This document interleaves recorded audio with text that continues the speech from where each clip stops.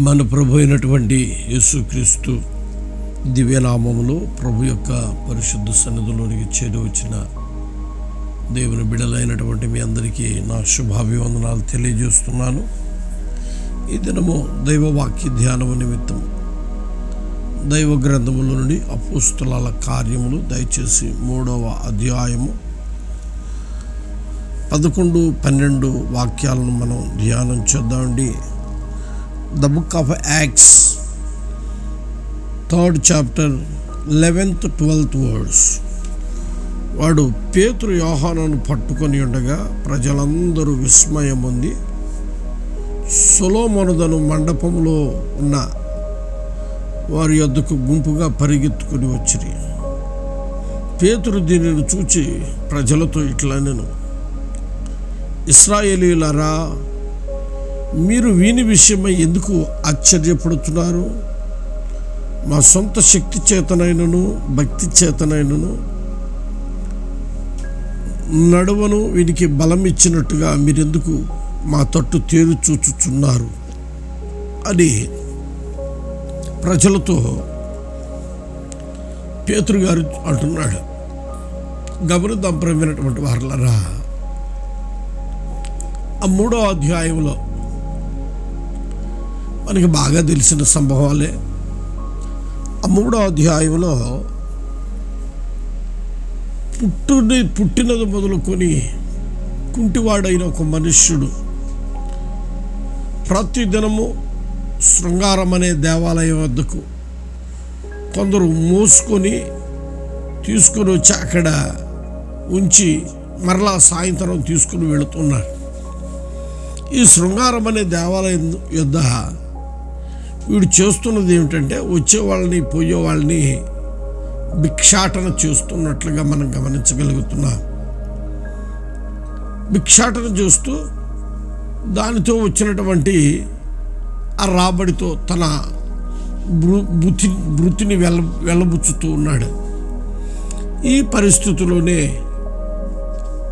పగలు ప్రార్థనా సమయంలో 3 గంటల సమయంలో దైవజనులైనటువంటి అపోస్తలులైనటువంటి పేతురు యోహాను ఇద్దరు ఈ శృంగారం అనే దేవాలయానికి ప్రార్థనా సమయానికి వెళుతున్నట్లుగా మనం గమనించగలుగుతున్నాం. ఎప్పుడైతే పేతురు యోహానులను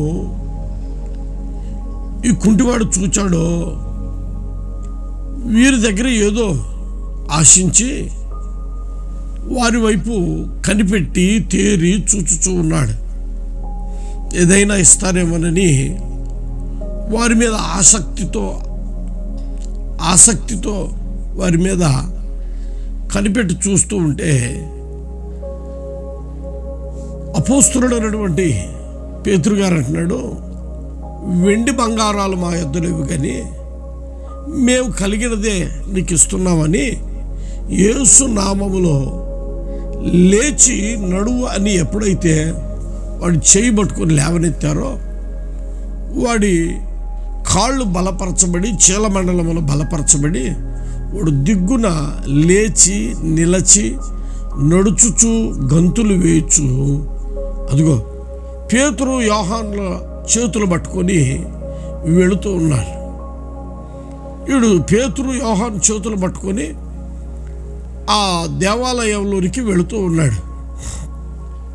వెళుతున్నటువంటి వీళ్ళు సొలొమోనుదను మండపంలోకి వెళ్ళి అక్కడ ఉండగా అందరూ ఆశ్చర్యంతో, ఇదిగో ఇన్ని అద్భుతాలు, ఇంత అద్భుతం వారి కళ్ళు ఎదుట ప్రజలు చూచి గుంపులు గుంపులుగా అదిగో పేతురు యోహానును అట్లాగనే యేసు నామమున లేవనెత్తబడినటువంటి ఆ కుంటివాడిని చూడటానికి పరిగెత్తుకొని వచ్చి ఆశ్చర్యంగా చూస్తున్నారు. వీళ్ళంతా గొప్పవాళ్ళు అన్నట్లుగా చూస్తూ ఉంటే దైవజనుడైనటువంటి పేతురు గారు అంటున్నాడు, ఇది మా శక్తి చేతనైనను భక్తి చేతనైనను కాదు కానీ అని ఓ మంచి మాట అంటున్నాడు అక్కడ. చదువుదామా దయచేసి ఆ మాటను ఒకసారి. మా సొంత శక్తి చేతనైనను భక్తి చేతనైనను నడవని వీనికి బలము ఇచ్చినట్లుగా మాయందు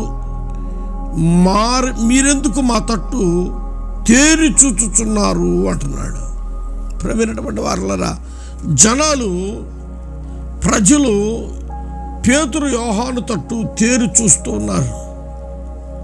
వీళ్ళెంత గొప్పోళ్ళు, వీళ్ళంత శక్తిమంతులు, మనకు తెలిసినప్పటి నుంచి ఈ కుంటివాడు ఇక్కడే కదా ఉంటుంది, ఇక్కడే కదా వీడు అడుక్కుంటుంది అని వీళ్ళు ఎంత గొప్పవాళ్ళు అని వాళ్ళ తట్టు చూస్తూ ఉంటే పేతురు అంటున్నాడు, మా శక్తి చేతనైనను మా భక్తి చేతనైనను మేము వీడికి బలం ఇవ్వలేదు.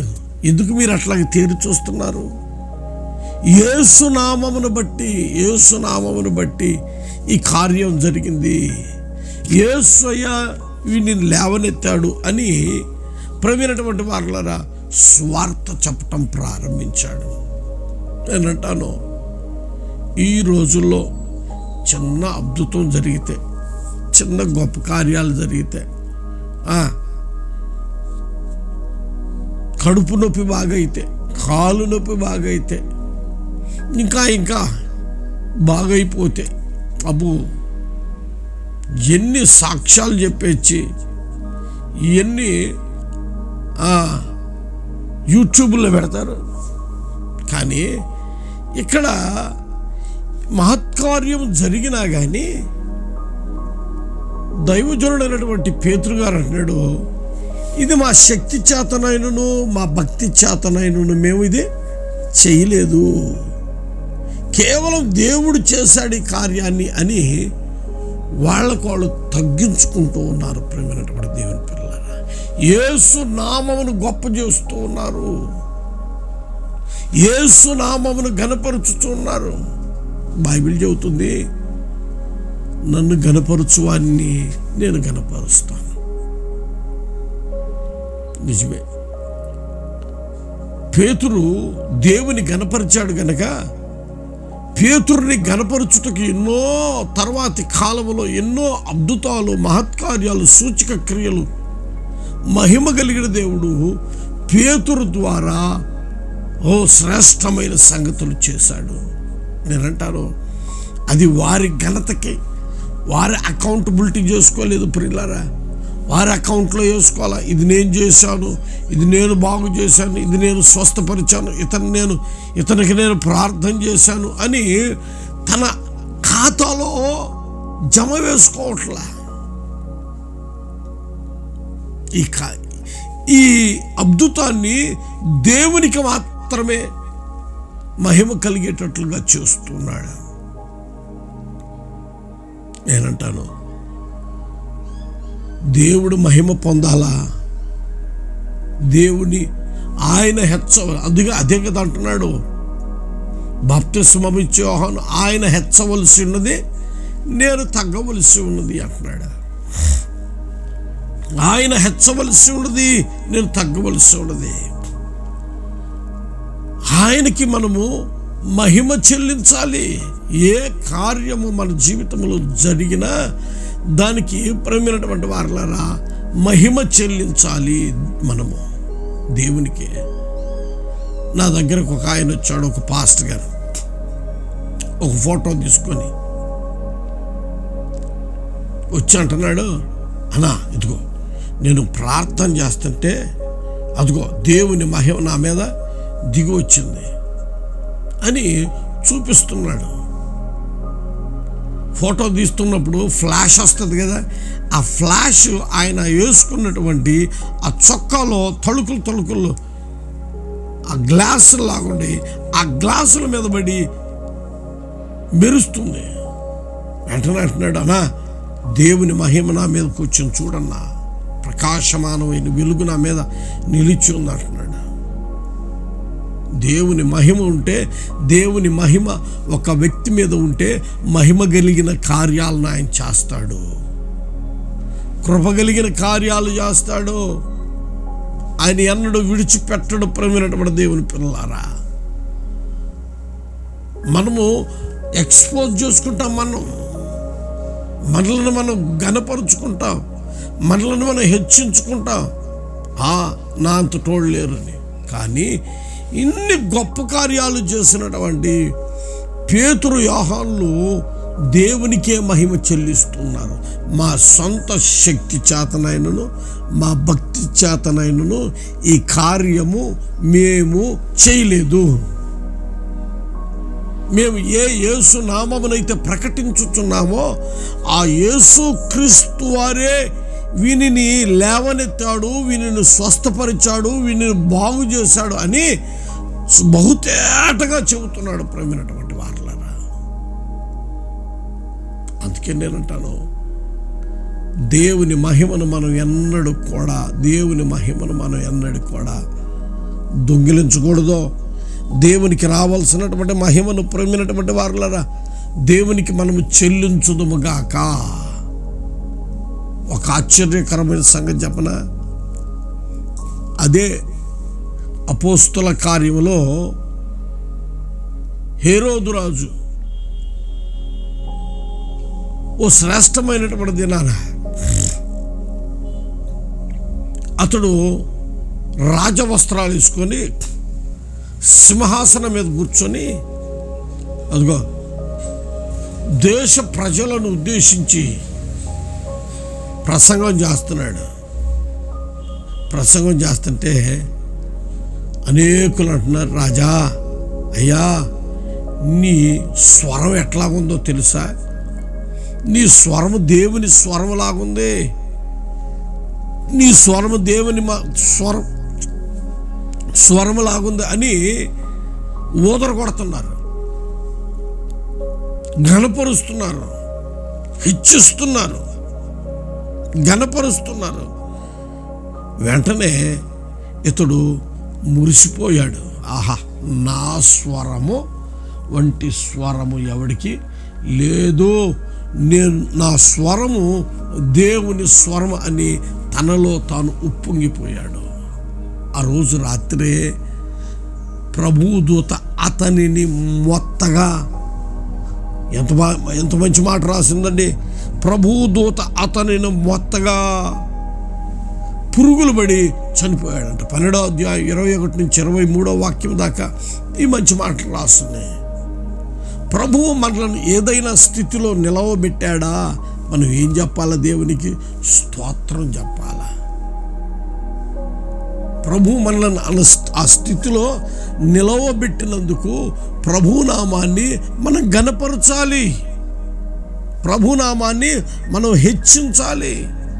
ప్రభు నా ద్వారా ఈ కార్యాలు చేశాడు అని ప్రభువుని కీర్తించాలి.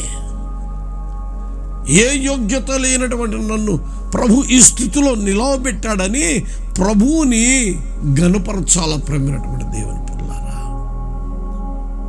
అందుకే కదా దావీదు అంటున్నాడు, అయ్యా నా కుటుంబం ఎంతదయ్యా, నేను చచ్చిన కుక్కనయ్యా, నేను మిన్నలినయ్యా అని దేవుని సన్నిధిలో పలుమార్లు తగ్గించుకుంటున్నాడు. ఎవరి దావీదు? గొల్యాతును హతమార్చినటువంటి వాడు, సాధారణమైనటువంటి వాడు కాదు. ఈ గొల్యాతును చూచే అనేకులైనటువంటి శతాధిపతులు, సైన్యాధిపతులు, సైన్యము, దేశ రక్షణ వ్యవస్థే ఈ గొల్యాతును చూచి గడగడగడగడగలాడుతుంటే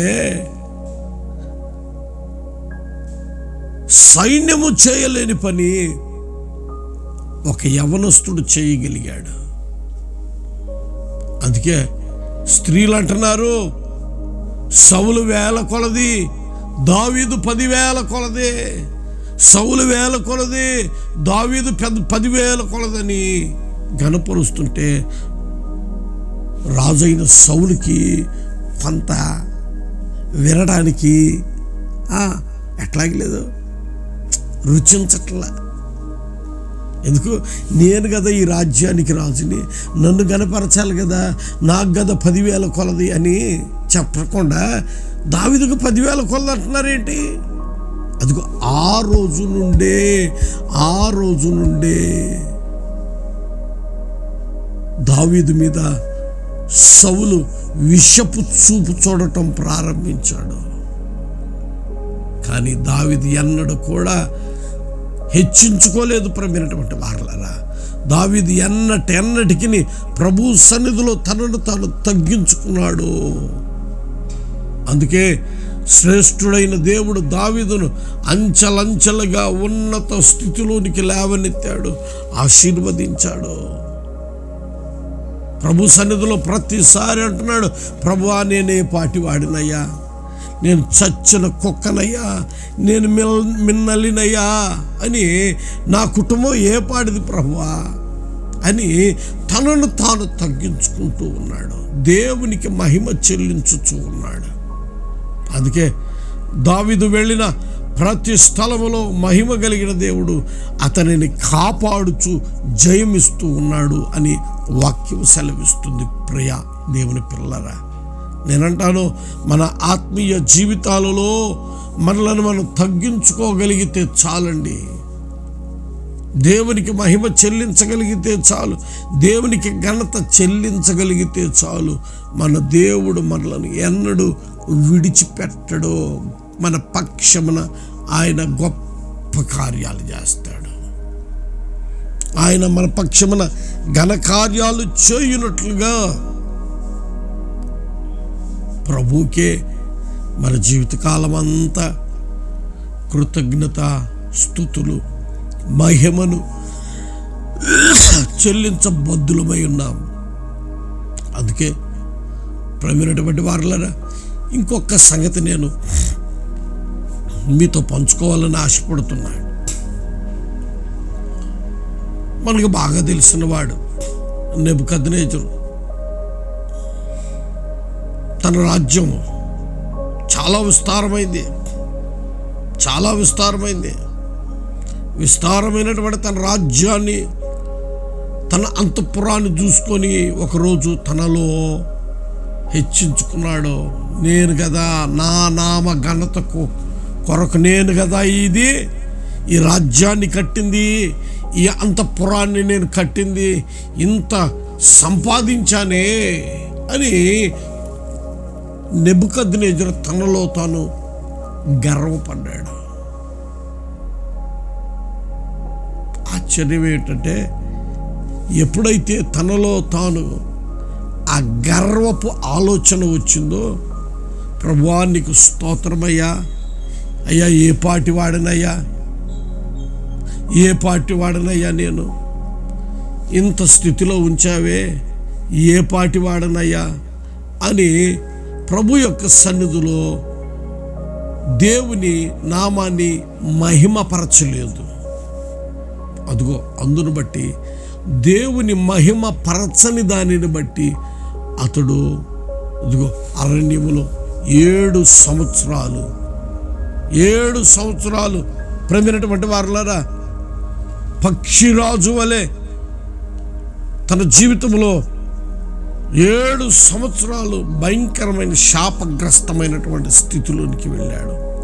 ఈరోజు మన జీవితాలలో దేవునికి చెల్లించవలసిన, మనం ఏ స్థితిలో ఉన్నామో ఆ స్థితిని బట్టి దేవునికి మనం మహిమ చెల్లించగలిగితే చాలండి.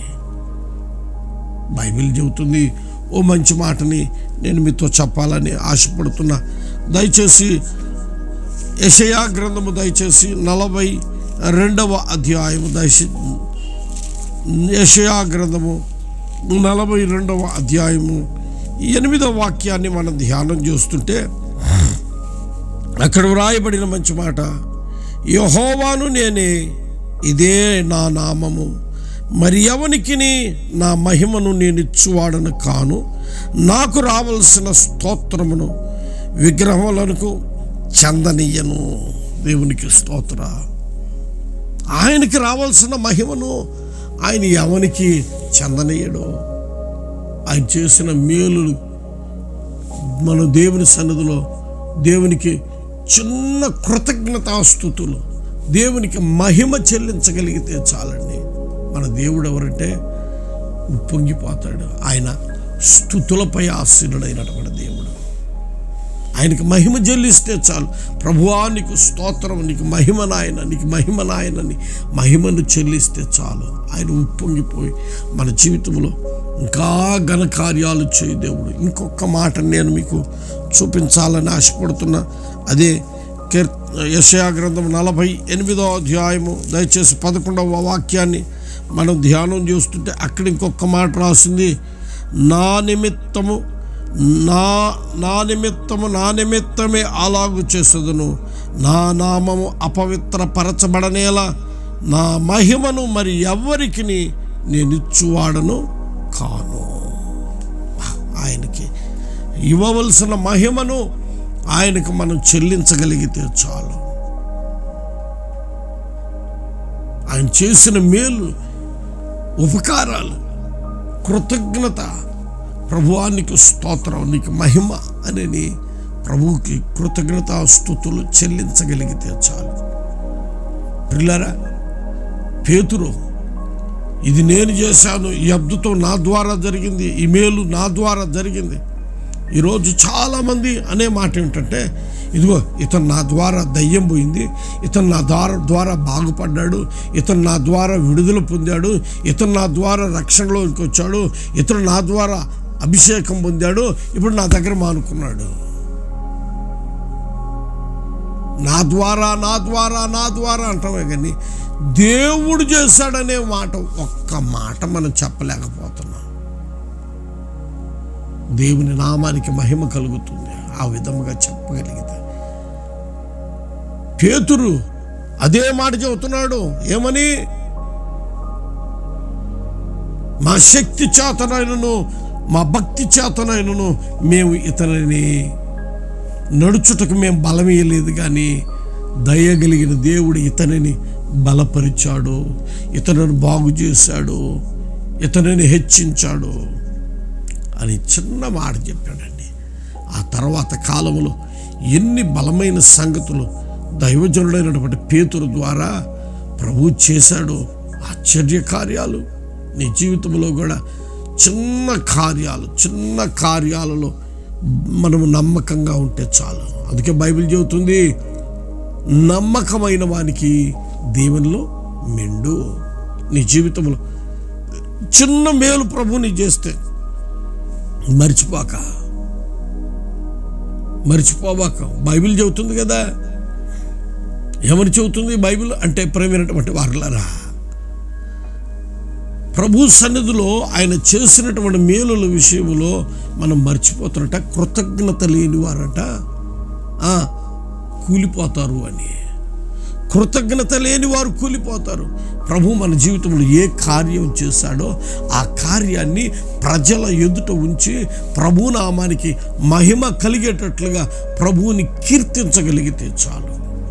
నా దేవుడు ఇంకా అన్ని పరిస్థితులను తలగా నిలిపి, పై చేయిగా నిలిపి, శ్రేష్టమైన స్థితిలో నిలుపుటకు నా దేవుడు శక్తిమంతుడు కనుక అట్టి అనుభవాలలో నీ జీవితాన్ని స్థిరపరచుకొని ప్రభు రాజ్యం కొరకు మనం బ్రతుకుదము.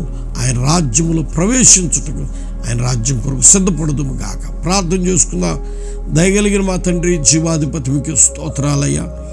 మీ ప్రేమ కలిగినటువంటి బాహులో స్వామి, ఈ ఆయన ఉదయకాలంలో మీ సన్నిధిలోనికి చేరి వచ్చుటకు మీరు ఇచ్చిన భాగ్యంకై స్తోత్రాలు. గత రాత్రి ఎంతో కాపాడారు, ఆయుష్నిచ్చారు, ఆరోగ్యమునిచ్చారు. మాకు కాదు యెహోవా, మాకు కాదయ్యా. సమస్త స్తుతి, మహిమ, ఘనత, ప్రభావములు మీకే చెందునుగాక అయ్యా. మీకు స్తోత్రాలు. ఈ ఉదయకాలములో తండ్రి కావలసినటువంటి మంచి ఆరోగ్యమును దయచేయండి. విశేషమైన మీ కృపా అభిషేకములతో నింపండి. దినమంతయు మీ కాపుదల దయచేయండి. పొంచి ఉన్న దుష్టుని క్రియలన్నీ మీరు తొలగించండి. మా బిడ్డల యొక్క నాయన రాకపోకట్లో, పనిబాట్లో, వ్యాపారాల్లో, చేతి వృత్తుల్లో, వారి పాడి పంటను, వారి కష్టార్జితమును, వారి ఉద్యోగాలన్నిటిని దీవెనకరంగా మార్చి, ఫలప్రదంగా మార్చి మీ సన్నిధితో నింపి వర్ధల చేయండి. నానాటికి ప్రభువా మీరు విస్తరింపచేసి, నానాటికి ప్రభువా వర్ధల చేసి ఫలప్రదంగా మార్చండి. మీకే కృతజ్ఞత, స్తుతి, మహిమ, ఘనత, ప్రభావములు కలుగునుగాక. మేమేమైనామో కేవలం అది మీ కృపే గనుక నాయన. మీ సన్నిధిలో అయ్యా అదిగో ప్రభా ఎన్నటెన్నటికి ప్రభువా, మీ నామానికి మహిమ తెచ్చేటటువంటి వారిగా మీరు మమ్మల్ని సిద్ధపరచమని, ఆశీర్వదించమని, కృపలో దీవించమని, ఈ దినమంతా మీ కాపుదలను ఇచ్చి నడిపించి బలపరచమని యేసు నామమున ప్రార్థించి వేడుకొనుచున్నాము తండ్రి. ఆమెన్. మన ప్రభు అయినటువంటి యేసుక్రీస్తు వారి కృప, తండ్రి అయిన దేవుని ప్రేమ, పరిశుద్ధాత్మని యొక్క సహవాస సన్నిధి, నిత్య సమాధానం ఆయన శ్రేష్టమైన సన్నిధిలోనికి చేరి వచ్చిన మనందరికీ సదాకాలం తోడైంది. ఆయన రాజ్యం కొరకు, రాకడ కొరకు ప్రభు మనల్ని సిద్ధపరచును గాక. ఆమెన్. Praise the lord.